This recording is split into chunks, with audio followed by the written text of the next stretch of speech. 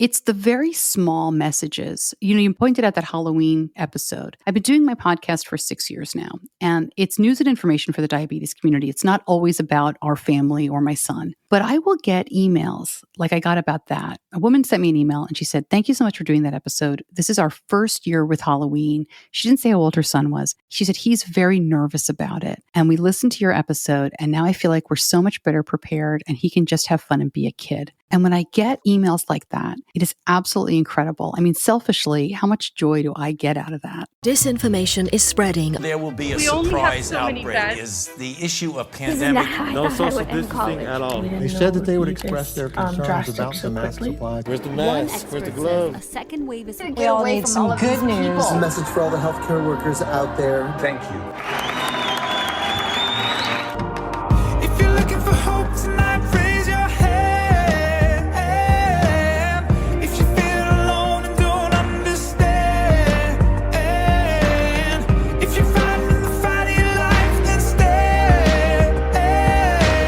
From Santa Rosa, California, this is 19 Stories. I'm Cheryl Halling. My guest, Stacey Simms, is an award-winning broadcaster, podcaster, voiceover actor, and speaker. She produces and hosts the weekly podcast, Diabetes Connections. Stacey has been named to the Charlotte Business Journal's 40 Under 40 and is one of the 50 most influential women in Mecklenburg County by the Mecklenburg Times. Stacey is a well-known and highly rated speaker, addressing groups on topics including diabetes, parenting, and media. For more than a decade, Stacey hosted Charlotte's top-rated morning radio news show, and as a TV news anchor and reporter in Charlotte, North Carolina, Syracuse, and Utica, New York. She's won several Associated Press awards as a TV medical reporter.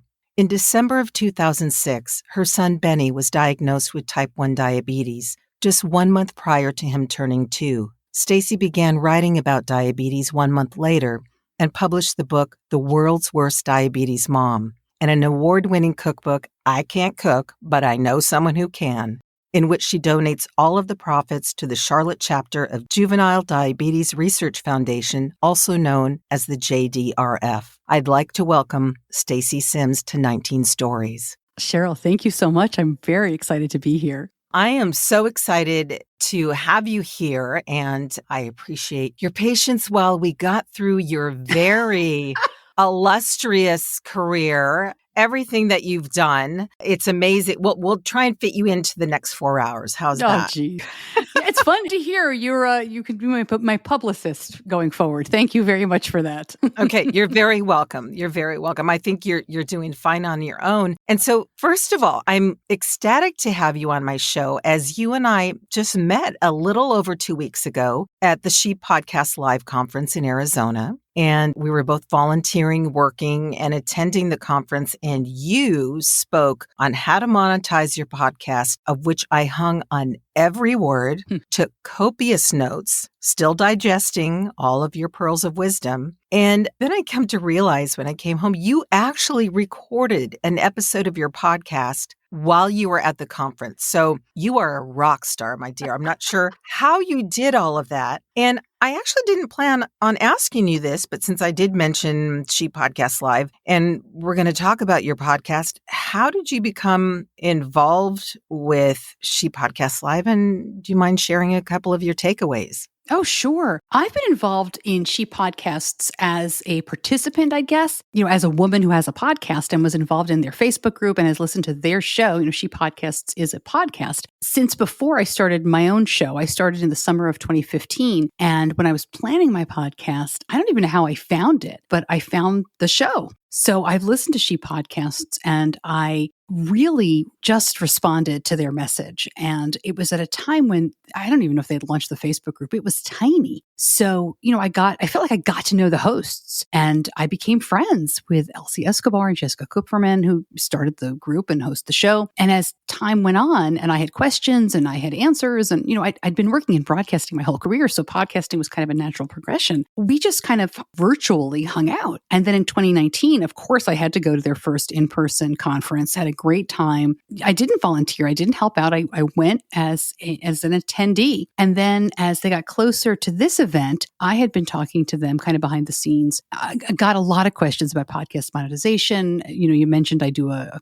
course on that. I do a talk on that. And we just got to talking about some of the needs they had for corporate sponsorship, especially during this year when, man, COVID has still made things so difficult. Yeah. So I decided to work with them and kind of help out to get more corporate sponsorship for the event itself. And that was a great learning experience for me. I've never done something like that. And it was so much fun. It's great to work with them. And then at the event, we were all volunteering. It's a pretty, it's a tight crew. And it was so cool to meet so many new people like yourself and everything from, what did we do? Folding t-shirts, greeting people, taking care of registration, running around behind the scenes. It was so much fun. And it was just great to be with people again. It felt a little weird, but it was wonderful. Wasn't it?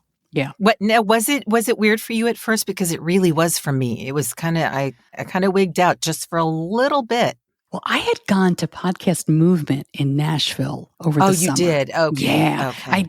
I had actually gone to another event. I went to a big diabetes event in July. And that event in July was kind of, if you can remember, right, it was that really weird sweet spot of this summer where people were vaccinated and we didn't even know what was coming. So it was kind of this, it's over. And then as August kind of dawned when I was at Podcast Movement, that was when it started to turn to, I don't think this is over. Delta is coming. And what are we doing in Nashville? It was just really, that was stressful. But by the time She Podcast came along, I had been to, like I said, a couple of events. So I don't think it was quite as new for me as it was for so many people there with that. Like yourself, it was your first time with crowds and things like that. But I don't know about you. I came home, I took a COVID test. We're trying to be careful. We're trying to do all these things. But it was just so great. I'm so glad they were able to have it because events had been canceled. I was supposed to go to a couple of other events this fall and they had been canceled. So I'm glad they were able to at least have She Podcasts. Yeah, I was too, because it looked like for a while that they were going to cancel it. But it sounds like you've been out and about a little bit more than I have. I will say that I had kind of I call it a panic attack because for me, I don't get anxiety traveling. I love traveling, but to be on an enclosed, packed plane and going, there's so many people. So I think you described so many things about what we were doing and, everywhere from, you folding t-shirts to giving this fantastic presentation. So I want to talk about Diabetes Connections and how that came about, given you have such an amazing background in a visual medium prior to launching your podcast. Sure. So, gosh, like I said, I spent my whole career in journalism and in broadcasting. I was one of those kids that basically in middle school that I wanted to be a TV reporter. And I just kind of spent my life building to that. I worked for my school paper and then I went to college for it. I got a job as a radio reporter when I was still in college and went to TV as soon as I possibly could, which is as soon as I graduated. So I was working for about a decade. I had been in Utica, New York, then Syracuse, New York, and then Charlotte, North Carolina, where I still am. And it just got to the point where I was at a TV station job that to be honest, I couldn't advance from. Usually you work at a TV station 2 or 3 years, then you go to a bigger market. Well, I really liked Charlotte and I wanted to stay there. And I just couldn't seem, I don't know, the news director didn't like me. The timing wasn't good. I mean, who knows? But I couldn't move up at the station. So I was thinking about leaving, but I was also doing all these guest spots at a radio station that was in the building. I was a health reporter at the time. So I was doing funny bits on the afternoon wacky radio show where we'd say like, oh, what's horny goat weed? Let's ask the health girl, like exactly.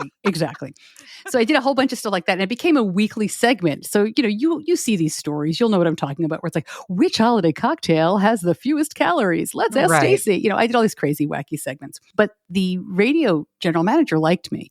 And he said, don't go anywhere. I know you're looking to leave. I know you're not happy, but give me a chance. And I was like, sure, I'd love to stay. And he gave me I co-hosted the morning show at the AM station there at News Talk 1110 WBT, which is what I would call a heritage radio station. It's like 100 years old next year. So, big. Did they still have turn pots?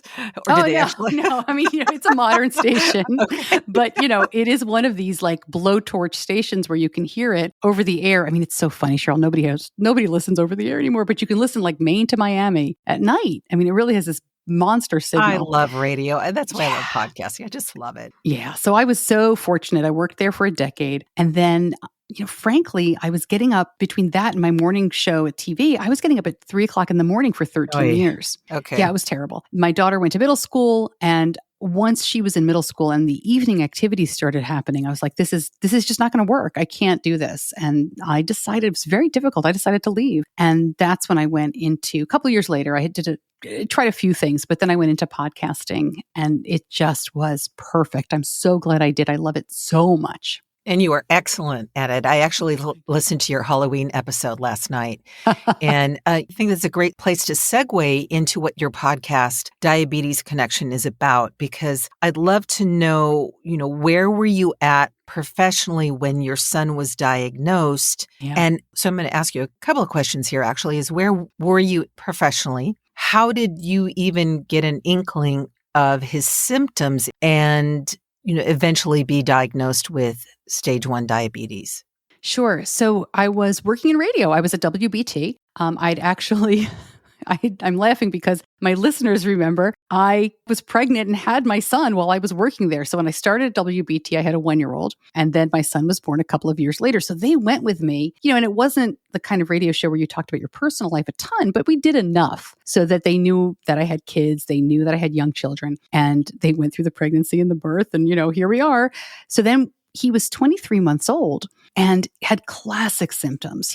And the classic symptoms of type 1 diabetes are you are constantly peeing, you're constantly thirsty, you're losing weight, and you're tired all the time. Wow. And we really knew something was up. I used to get these cool check-ins from my husband every morning. He would text me around 7:00 during the newscast when I had a little bit of a break. I didn't do the newscasts there. So I had a couple of minutes, and he would text me funny photos of the kids or here's what's going on. And he texted me one morning and said, "You're not going to believe the amount of pee that came out of this kid. Like, it is through the mattress on the floor." And we weren't thinking anything of it, right? So I texted back like, ha, ha, ha, it's your shift. You've got this, So we just kind of laughed. But then it happened again. And I knew just enough, because I was a health reporter, I knew just enough to call our pediatrician. And interestingly, she said 23 months is too young. I've never seen it. I've never seen type 1 in a child younger than 2, but bring him in so we can rule it out. Because type 1 diabetes, when it's undiagnosed, is deadly. It will kill you. So really? Yeah, it's very scary stuff. Okay. So we brought him in, and unfortunately, but very luckily, we ruled it in. I mean, he was seen, he was tested, and we went on with life. It was a terrifying time, but it was reassuring because we knew what it was, and we knew families. Again, through my broadcasting career, I was the MC of the JDRF golf tournament in Charlotte. So I knew families who had kids with type 1, and they seemed like really happy kids. So we were really fortunate to kind of start off our journey with that in my mind. How fortunate that you had enough of a background to know that, because if you didn't know that, and, I'd love for you to explain the different types of diabetes. But what's interesting in the episode that's going to air prior to yours is a woman who was a mother of a daughter who was diagnosed with ovarian cancer at age 16. Wow. And at first the doctors were saying, well, it's impossible. Young women, young girls don't get ovarian cancer. Well, she actually was diagnosed and eventually succumbed to it, unfortunately. So the fact that you had a background, that you were proactive and knew enough to go in and get the proper testing. So can you walk us through, because, a lot of us think of diabetes, we think of it as low blood sugar, insulin, but the average Joe doesn't really know. And why would we unless we're really exposed to it? So can you talk about the different types and also LADA or LADA?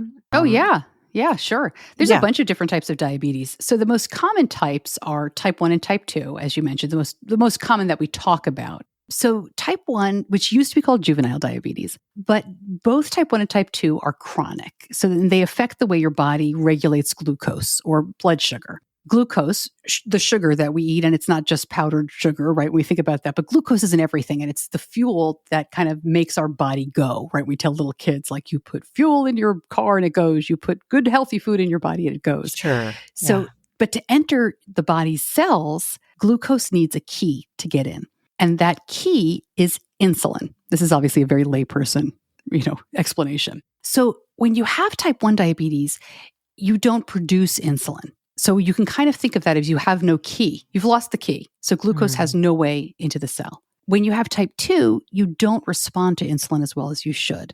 And it may eventually progress to not making enough. But type 2 is like having a broken key. I've also heard it explained as needing like a bunch of keys to open the same lock. But both types of diabetes can lead to chronically high blood sugar, and that's where you get diabetes complications. It's those high blood sugar levels. Type 1 is autoimmune, so that means that for whatever reason, your body attacks itself. There is no way to prevent type 1. They really are still not exactly sure about the cause. Many people have the genetic makeup. They've actually been able to do more genetic testing. So many people have the genetic makeup and never get it, but something, maybe it's a virus, maybe it's an environmental trigger, really don't know why, but something happens where the body attacks those cells in the pancreas that produce insulin and just knocks them out. Type 2, most people say, well, this lifestyle, you're overweight, you don't eat well. Type 2 is super genetic. I mean, if you have a very strong genetic component to type 2, it's almost inevitable, no matter how well you eat or how much you exercise.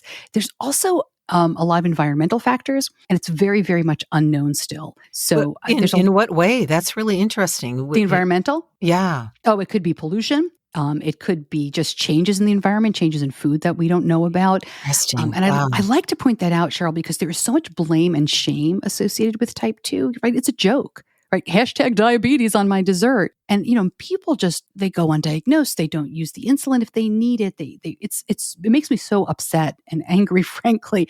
Like, people with type 2 diabetes just have this shame put on them that we don't do with, we don't tell people with high blood pressure, right, or high cholesterol. We don't or cancer. We don't shame them in the same way. They have a genetic. Yeah. I didn't mean to interrupt you. I'm thinking of a genetic predisposition to cancer. You don't shame someone for having that. Right. It's an odd, that's a whole other conversation. Like, I'm not sure how we got there, but you mentioned LADA, and that's so important to talk about. That is latent autoimmune diabetes in adults. And more than half of all new cases of type 1 diabetes are in adults. It's not a kid disease. It used to be called juvenile diabetes, and that's one of the reasons why they changed it. So type 1 can happen at any age, and it can come on very quickly. But often in adults, it's very slow, and that's why it can be very confusing. So LADA basically looks like type 2 when it first comes on, but it really is much more common, has much more in common with type 1 diabetes. And it's thought that up to 40% of adults with type 1 are misdiagnosed. Oh, really? Yeah, and it gets worse with age. High. So as you said, with the 16-year-old with ovarian cancer, it's like a flip, right? If you're 50 years old, you couldn't possibly have type 1. And the doctor may never have heard of LADA. It's a very newer diagnosis. So it's kind of a soapbox issue for me. So as you listen, if you've been diagnosed with type 2, you're taking your medication, you're exercising, and your A1Cs are still going up, ask your doctor to make sure, do a C-peptide test, it's called. Make sure you don't have type 1 or LADA, because there's a very good chance that if you're not responding well and you're doing everything you're supposed to do, that you do not have type 2. Well, then it begs the question, how is a person accurately diagnosed for the proper type of diabetes if in fact they have it? I think the best way to do that, again, a lay person explanation here, is that C-peptide test. That is a sign, the C-peptide is a sign that your body is producing insulin. So if you have a very low level or no C-peptide, it'll show that your pancreas is not producing insulin. And that is an indication of of what type of diabetes that it is. And do you have a history of diabetes in your family? We didn't think we had any history at all. My husband has a very strong history of type 2 on his side, but that has nothing to do with the autoimmune, of type 1. But a few years after my son was diagnosed, and he was the first person on either side that we knew of, a few years later, a cousin was diagnosed. So now we're thinking maybe it's in the genetic soup somewhere, but it's really not that uncommon for a person to be diagnosed with type 1 and to have nobody else in the family that they know of. This may sound like a silly question, but it really is, I'm just trying to educate myself and the audience. Is it possible to have type 1 and type 2? What a great question. So that's a little controversial, but yes, it absolutely Ooh, I is. love it. I love to be controversial. Yeah, well, it is, because you can have type 1 diabetes, and then if you have a genetic propensity, like I said, my husband's side of the family has a very strong propensity for type 2. So we think that it's possible that my son already has more insulin resistance than he's almost 17 years old already, than a 16-year-old with type 1, generally speaking, does. So that's something he's going to have to watch as he gets older. But yeah, you can have, it's called double diabetes. And like I said, some people don't really think it exists. So that's one of those things that your doctor could talk to you about. But yeah, if you have type 1, you can become insulin resistant, as you get older. And with everything, like I mentioned, environmental, genetic with type 2, it's very rare. There's a lot of confusion. People will say, well, I have type 2 diabetes, but then it progressed to type 1 because they put me on insulin. And that's not what's happening there. You still have type 2. You just need to use insulin. When you mentioned environmental, I was surprised initially, but same thing going back to ovarian cancer. There's a lot of research being done right now as to the correlation of chemicals in our perfumes, in our body care products, our clothing, et cetera, environment, and how our hormones react to that. And I would imagine our genetics changing as a result of that as well, because the food that we're eating now is a very different quality than the food that our ancestors ate, even 75 years ago, 50, 75 years ago. And one of the things that I really loved about what you, and forgive me, I forget your co-host that you had on your... Oh, that was Maura, yeah. Maura, what you talked about in regards to how people react to those with diabetes in regards to food and candy and sugar. And I think it goes along with anything that people are, and educate me on the proper term, challenged with. I don't want to say that your son is challenged, but he has a special need that he has to be aware of. But I love the fact that you said, you know what? They can eat regular food. It's just a matter of being educated on what am I eating and when did I eat it and am I going over my carb count? And I would imagine that has to do with simple versus complex carbs as well. So I love that you're educating people on your podcast in regards to relate to us as regular human beings, because that's what we are. At least that's what I heard you saying. Well, for sure. And Halloween complicates that so much. That was the episode you listened to, because our neighbors, it's really the only time ever where your neighbors are involved in what your kids are eating. If they go over for a play date, sure. But, most of the time your kids aren't running house to house looking at what people are eating. You didn't do that, Stacey? I did. Although, maybe I'll tell you that's why it wasn't so popular. when my kids were very little, my daughter could go play. We live in a wonderful neighborhood where the kids, first grade, it's like, go play. And so they would just bop into a neighbor's house and my daughter could go and eat whatever. But with my son, I had to be like, can you just call me and let me know what you're eating so I can help you dose insulin for it? Because you really could eat just about anything. Every family does this a little differently, but we always were like, okay, everything in moderation. And we learned which neighbors gave their kids donuts after school, which kids which kids ate vegetables, which parents had like a pantry full of cookies. It was funny and it was kind of nosy, but I had to learn all of that for him.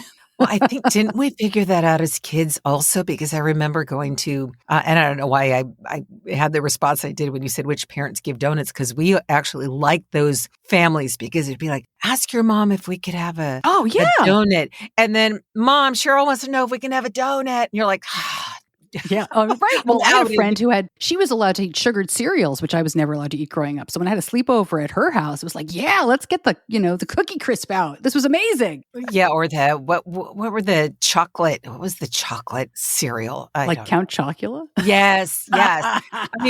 My mom, I think, bought that twice before she realized that she was creating three monsters after to be running around with all that massive amount of sugar. So transitioning into your broadcasting experience and just rich background, kudos to you for winning several Associated Press awards. And I'm curious if they were related in any way to you reporting on diabetes or had anything related to your diabetes connection in any way? No. Those were from, before I worked on the podcast, I covered everything. I was a general assignment reporter for a while, and then I did health reporting. So I covered everything. And, you'd kind of walk in that day and not know anything about the condition you were about to cover and really had to get a crash course and learn about it. So that was it was really fun and interesting. And you kind of never knew what one day would bring to the next. Like now my show is obviously all about diabetes, but I covered whatever issue,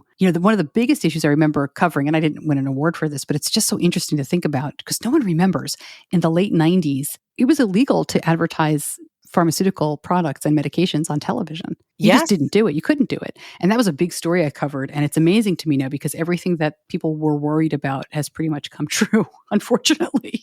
Yeah, no, it's interesting you brought that up because it also used to be illegal to mention or advertise alcohol. Yeah. Or drink alcohol on a TV show. And, some of the late night shows, in having guests over, they'll pour a glass of champagne or some whiskey or something. I'm saying, wow, times have changed. Yeah, I remember that, Stacey, definitely. So let's chat about your 2 books. Oh my gosh, I didn't realize. Now, and why would I? I mean, we're at a podcasting conference. It's not like you're going, hey, I'm a really popular author. The World's Worst Diabetes Mom. Let's chat about that. Well, I wanted to write a book for a long time. I actually started blogging about diabetes right after my son was diagnosed. And that was in 2006 in December. So I started blogging in January of 2007, mostly because my listeners at the radio station, they wanted to know more about diabetes. And it wasn't the kind of show, as I said, where we would talk about our personal lives a lot. So I started this blog for them. And it became really much more for me. It was a wonderful outlet for me to talk about my stress and kind of help myself walk through it. And the blog was never super popular at all, but I did continue to write it. And so, gosh, a couple of years ago, the woman who became my publisher said to me, you've got to write your book, your diabetes book, put your blog posts together. Let's just do that. And I was like, I don't want to. I felt like there are some really good diabetes parenting books out there. We mentioned my co-host on that episode that you heard, Maura McCarthy, has a fantastic book called Raising Teens with Diabetes.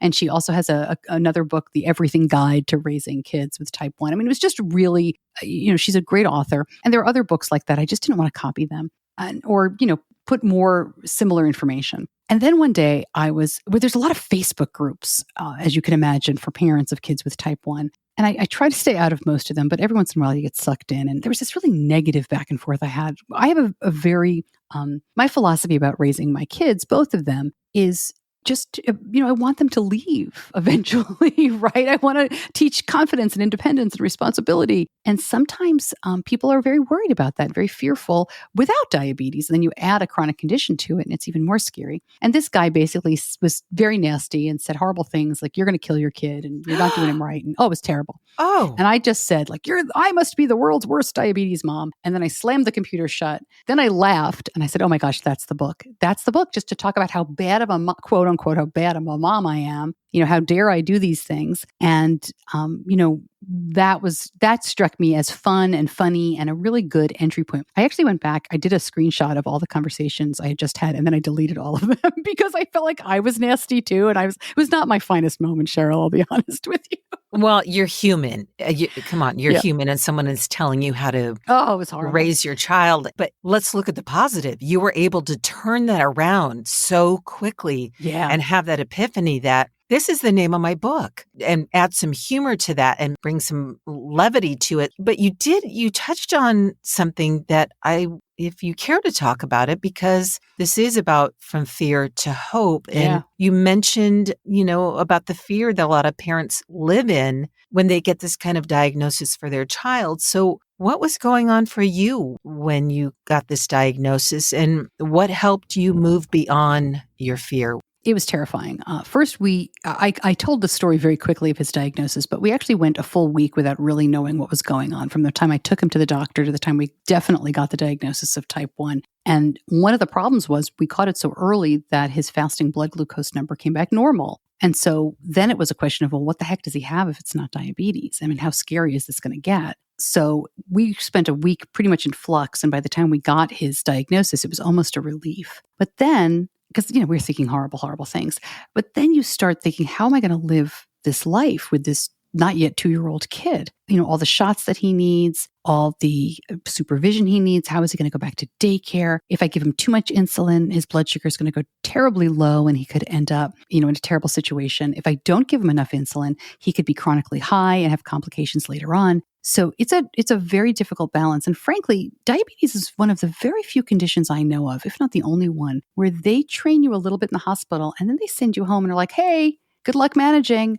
I mean, you really see your doctor a few times a year, but for the most part, you are given a very powerful substance. I mean, insulin is incredibly powerful, and told, go for it. When we were discharged from the hospital, they now have these half-unit insulin pens, which they didn't have, but my son was on quarter doses of insulin, if not less, and there's no syringe that is marked that low. So we were like eyeballing, like, what's a quarter of a unit of insulin? It's like a puff of nothing. And you're trying to draw it up in a syringe, that little. Oh, it was crazy. And then, and I talk about this in the book, the very first night home, I went in to give him a shot. And then I realized, oh my gosh, he's in a crib. How am I going to check his blood sugar? How am I going to poke his finger through the crib slat? And then how do I give a shot? Do I raise do I lower it and make all that noise and wake him up? It was these crazy things that happened. It was really difficult to adjust. And then you have all the fears for what kind of life is he going to have? Is he ever going to be able to eat sugar? Is he able to play sports? Will he drive a car? Will he leave my house? Will he go to college? So, I mean, I joke about it, but it was terrifying. And we were so fortunate because, as I mentioned, we knew these families. I knew local families with type 1 and I had seen their kids. So I called them up and I was like, you got to help me. Like, how do we do this? How is your kid smiling and running around? And then the blogging community, remember, this is 2007.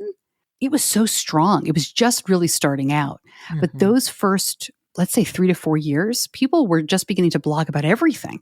So I was a wonderful recipient. I found a lot of information from adults with type 1 who were blogging about their life and their experiences. And that was such good guidance for me. It was funny. I related more to them than there were a couple of mom bloggers who were doing great work, but I wanted to know, okay, how does the 35-year-old mom handle type 1? How does the 27-year-old banker handle type 1? And that really gave me good guidance. And it took a while for us to kind of, for the first 3 months, I felt like I didn't lift my head up at all. And then after about a year, I felt like, okay, I kind of know what I'm doing. It took a long time, Cheryl, and it was the diabetes community that helped me.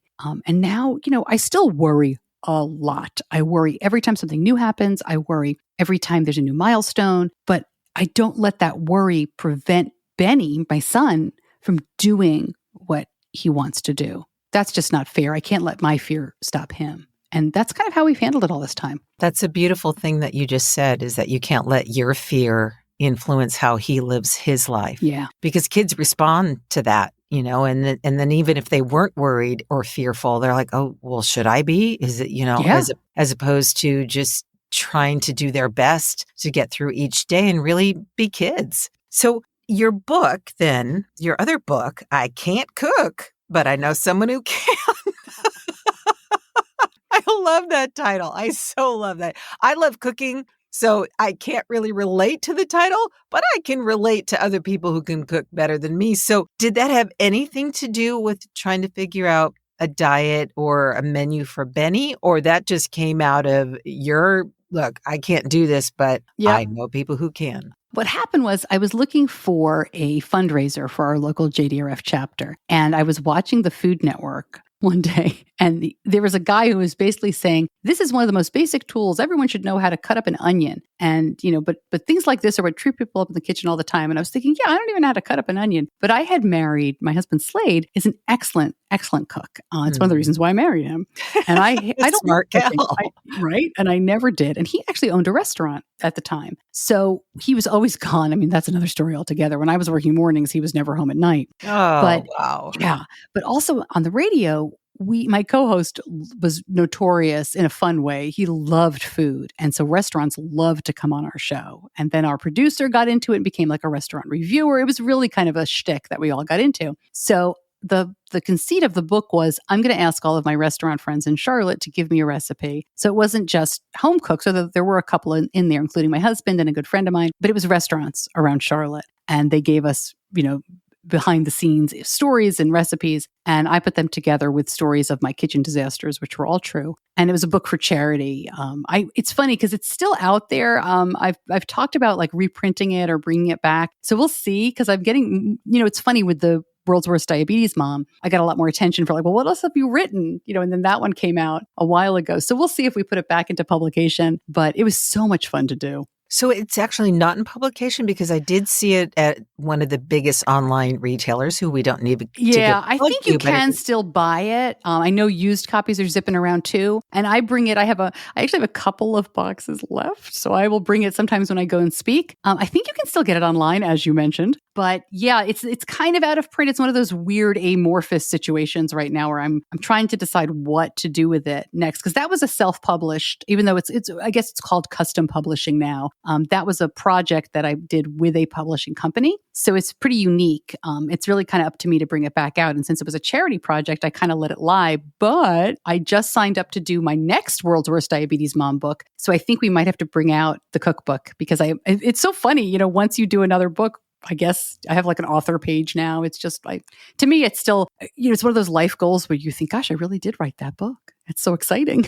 yeah, and then you get past it and you forget that you did it. And it's really a fantastic premise. I mean, how smart to go to some of the best chefs in your area and say, share your recipe. And it's interesting you say that because I was talking with someone about that the other day. There's a restaurant that's closed in our neighborhood and we just so wish we miss it terribly. But if only they had given their recipes to somebody. And that would have been a great way for their recipes to live on for a type of food and a piece of history of this area. So kudos to you for doing that. And I love how the proceeds from both of your books are generously, because it really is a very generous act to give to the Juvenile Diabetes Research Foundation. But can you speak to the name of it? Because you mentioned before how, now correct me if I'm wrong, you referred to type 1 diabetes used to be called juvenile diabetes. Is that correct? Yeah. No, you're exactly right.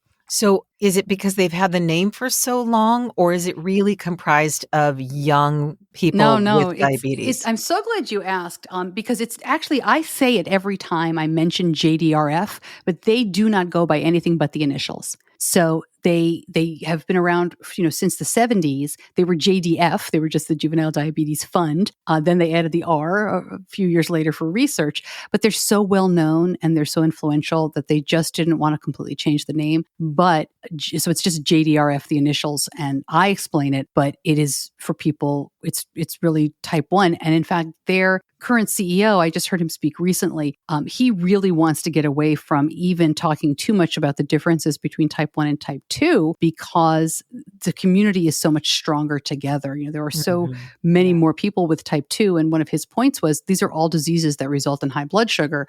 We need to get together if we want to see legislative change, research dollars change, that kind of thing.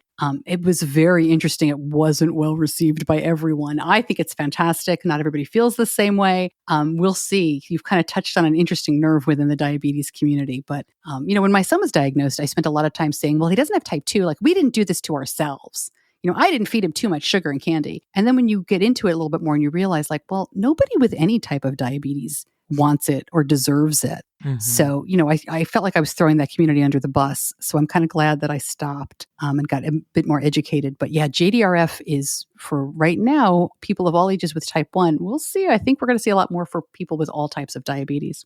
From the outside, it certainly makes sense. I mean, like you say, there's strength in numbers and community. And to be divisive within the ranks of diabetes almost seems self-defeating. But again, that's just my comment from the outside. But it's good to hear that there's a movement or a thought process to move towards bringing the community together to face both types head on. Curious, Stacey.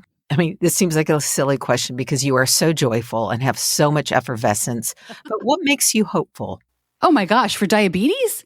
For your life, for diabetes, for anything. Gosh. So I'll just speak big picture. I am the most hopeful that I've been in a while for insulin prices to come down. That's an issue. Again, we could do a whole show on. But insulin prices are absolutely ridiculous. And we've seen the last few years, I don't think it's out of the goodness of their hearts, but the insulin makers are realizing that their time is going to be up of charging these ridiculous rates. And it's not really a political party move. No political party has managed to do this over the last, 50 years. So I'm not saying one party or another, but state legislatures are acting more and more to try to kind of cap the price, to look more into what goes into it, to how much a vial of insulin actually costs to produce, which is a big trade secret nobody knows. So I won't go too deep into that issue here, but I'm very hopeful that we're going to see that change. I'm very hopeful about progress in terms of technology and biology when it comes to diabetes. The way my son manages today is very different from how he managed when he was first diagnosed. And it's not just because he was 2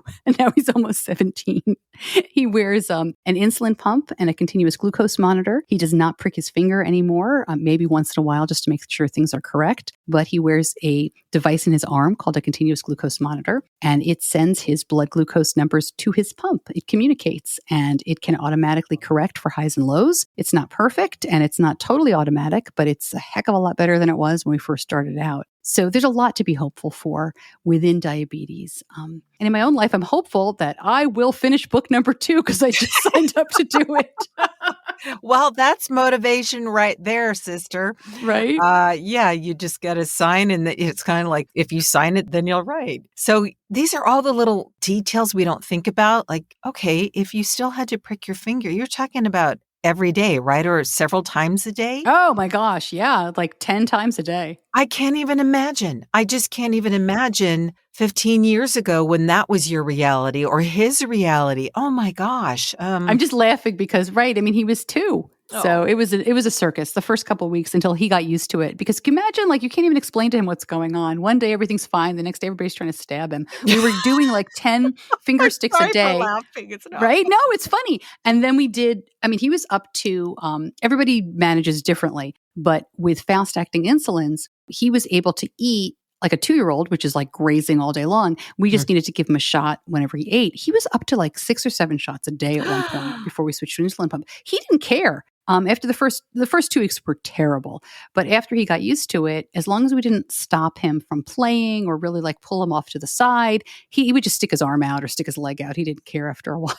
It's interesting because you wonder if he knew the reward, if you will, he was going to be able to eat. Just some conditioning. I don't know.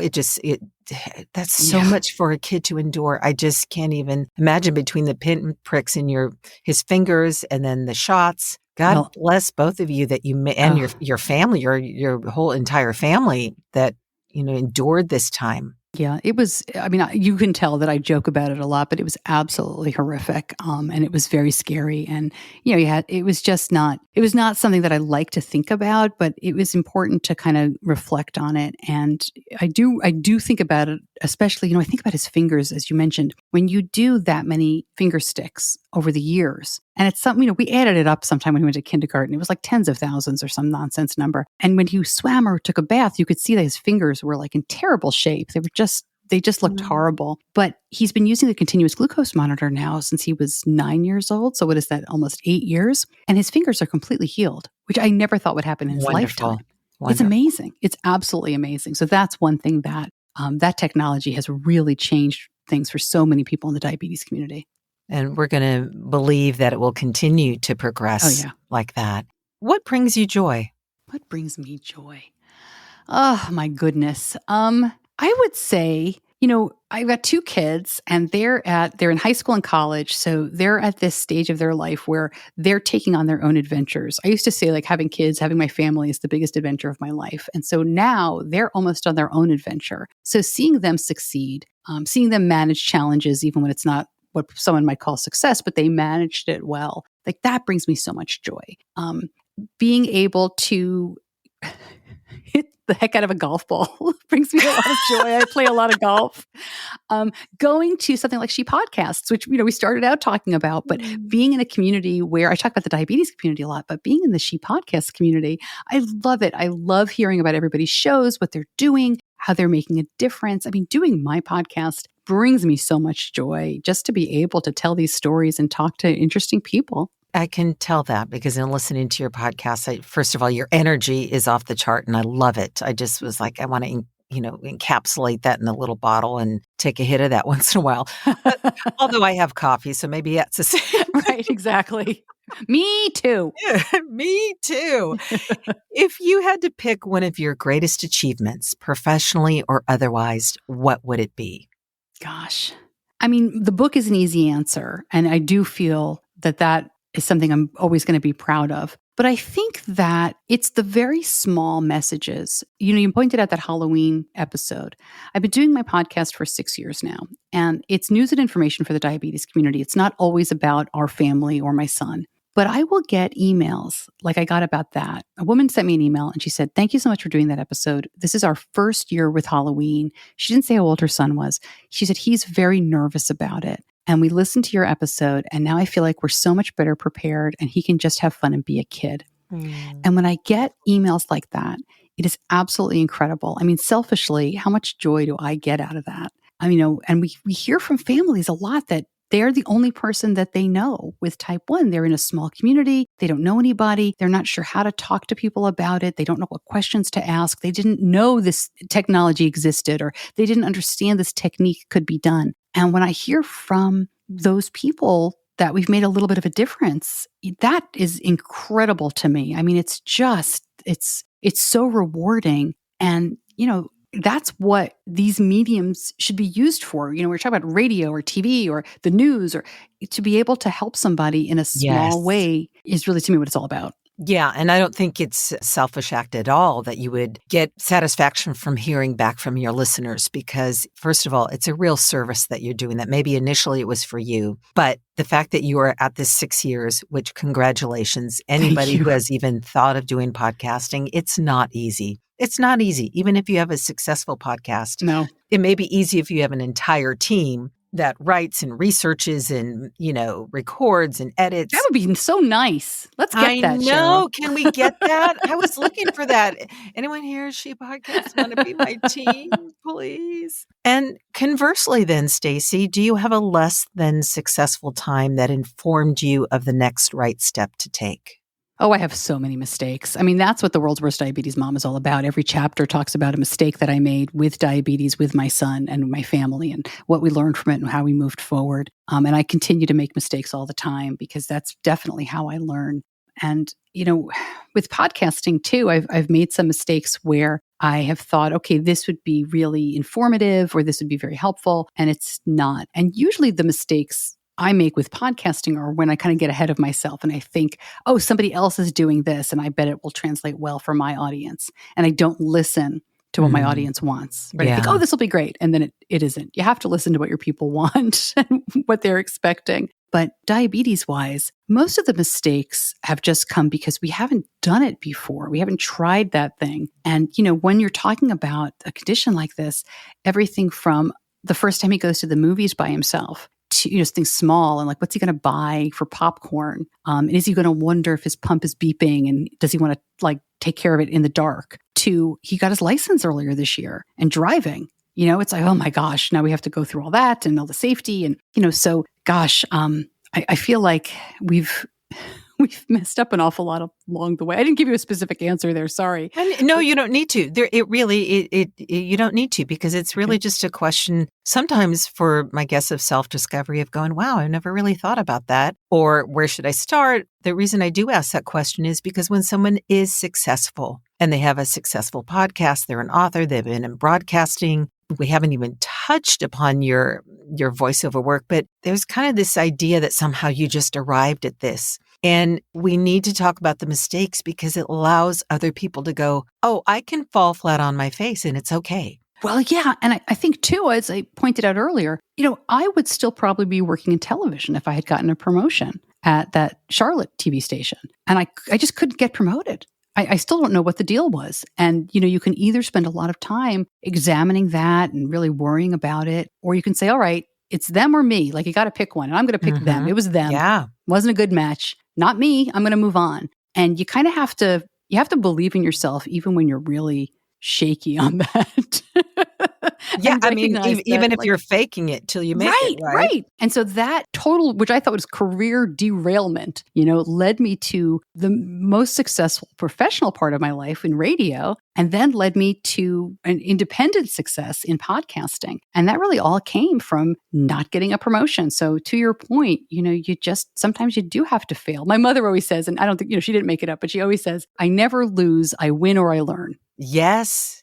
If we're paying attention, we do. And I really want to play this episode for someone who was at the conference who, believe it or not, is going through the exact same thing that you went through. She's been at a particular network for a while and cannot get promoted to where she wants to be. And a couple of us were trying to speak into her life saying, maybe this is guiding you towards something else, another dream of yours. That's so interesting because maybe you wouldn't be doing podcasting. Maybe we wouldn't even be speaking. Yeah, who knows? Had you got that promotion, right? Yeah. I think I'd still be there. So something fun, even though I've had fun, it's just been such a delight to have you here. I want to ask you, if there was a soundtrack to your life, what would be on it and why?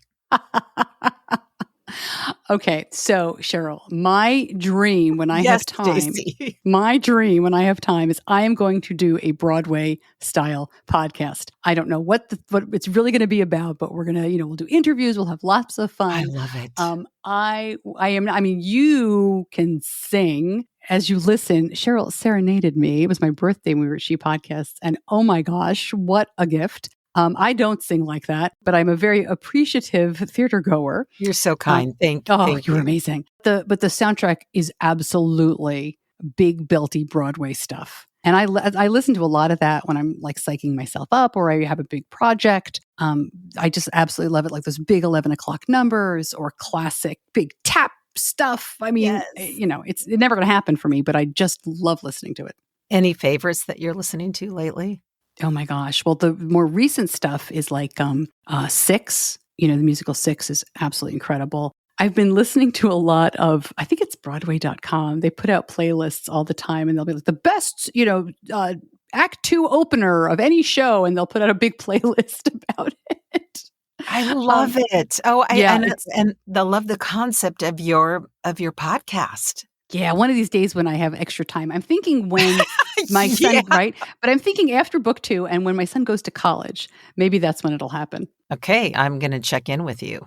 We'll see. We're going to check in with Broadway Stacey. So please let people know how they can get in touch with you. Absolutely. The best place to start is diabetes-connections.com. I'm on social media, pretty much every place as Stacey Simms, STACEY-SIMMS, in terms of like Instagram, Facebook, Twitter, and LinkedIn. I don't do TikTok or Pinterest. So that's where I am right now. But the show is diabetes-connections.com. And I will have all of that in the show notes as well. And I don't ticker talk or twit or pint. Cheryl, I've been on Twitter since 2008. I found out the other day. God bless you. I can't believe that. I just, you know what? It's interesting that you say that because I have a friend of mine who loves Twitter. That's her medium, but she's been on it since about that time as well. So maybe there's something about being an early adopter, if you will, to that. Because I tried it and I just no. Yeah, it just didn't work for me. That's all. Yeah. Well, I think, all social media is just wherever you land, whatever works for you. Don't feel like right now people are like, you have to be on TikTok. I'm like, you know what? You don't have to do anything. No, you don't. Do what you want. Good for you. It's also being open-minded, but you do have to find what works for you.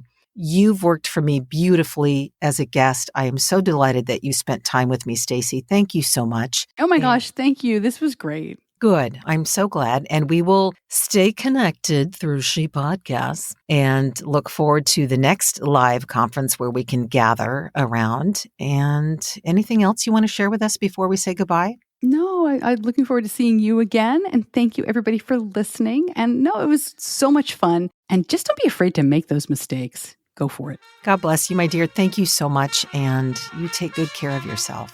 Thanks, you too.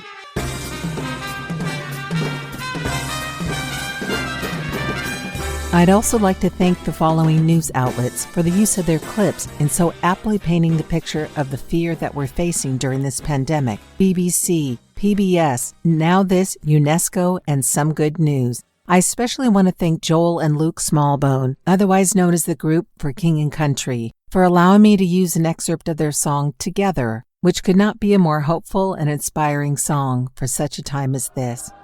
Finally, I'll leave you with the following from Proverbs 23:18. Surely there is a future, and your hope will not be cut off. Thank you again for joining me today. Feel free to offer feedback or a story idea at 19stories@soundsatchelstudios.com. Visit my website at soundsatchelstudios.com, via Instagram at Cheryl Halling VO. I look forward to sharing more stories on the next episode of 19 Stories From Fear to Hope. Until then, stay healthy and hopeful. Together with our differences, together we are bolder, braver, stronger.